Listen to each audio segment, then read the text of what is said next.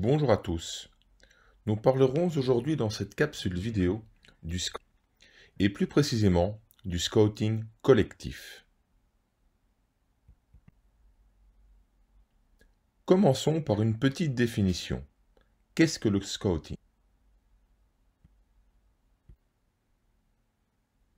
Le rôle de la cellule de scouting est de récolter un maximum d'infos objectives sur son futur adversaire, mais également sur sa propre équipe. Le scouting travaille en étroite collaboration avec le staff technique. On entend par là le coach principal, les adjoints, les entraîneurs de gardiens, les préparateurs physiques, mais également avec d'analyses vidéo.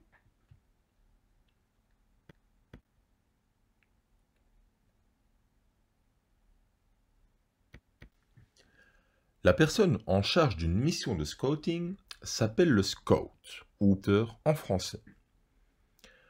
Le prospecteur, comme nous l'avons dit précédemment, est en contact avec son staff technique, généralement une réunion hebdomadaire, et en étroite collaboration avec le ou les analystes vidéo de son club.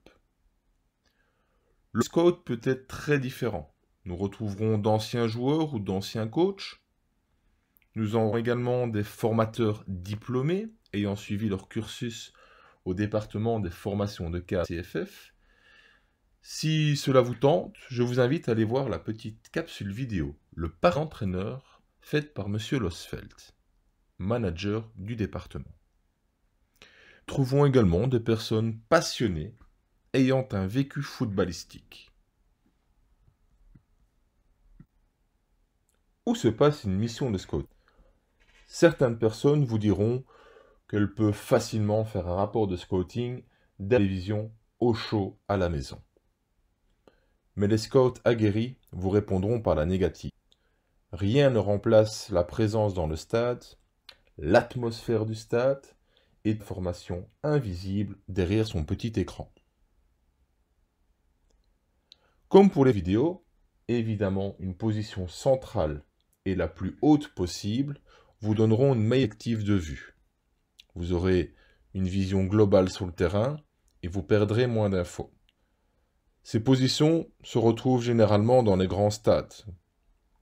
Mais un certain de plaisir à aller voir un match de jeunes, à être à même le sol, entre les deux de goat, ressentir cette adrénaline du bord du terrain.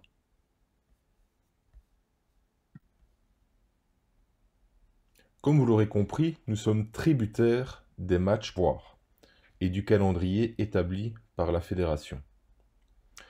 Il est important de faire qu'un scout arrive toujours bien avant le début du match afin de pouvoir voir les choses et de déjà emmagasiner un maximum d'informations sur l'équipe qu'il vient scouter. En règle générale, le scout rédige un rapport de scouting. Dans ce rapport, nous trouverons plusieurs parties.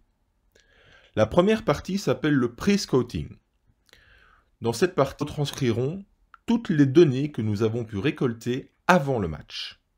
Le contexte, le classement, la météo, la grandeur du terrain, l'état du terrain, d'éventuelles suspensions, blessures, toutes les infos que nous pouvons recueillir avant sont retranscrites dans cette partie.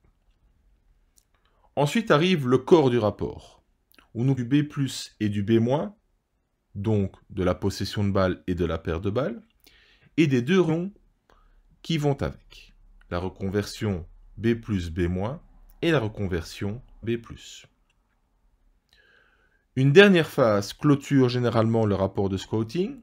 Nous y retrouverons les phases arrêtées et les fiches individuelles de chaque joueur vu.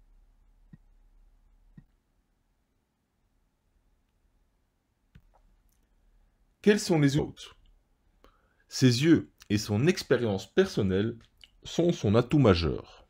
Il aura toujours avec lui un bloc-notes pour retranscrire ce qu'il voit, accompagné d'un crayon d'écriture. Ce crayon d'écriture lui permettra d'écrire sur son bloc-notes dans toutes circonstances. Un appareil photo et ou caméra peut être utile pour immortaliser les phases arrêtées. Nous espérons avoir pu vous ouvrir les yeux sur le métier. Toutefois, si des questions vous viendraient encore à l'esprit, n'hésitez pas à nous envoyer un mail formation des cadres@acff.be.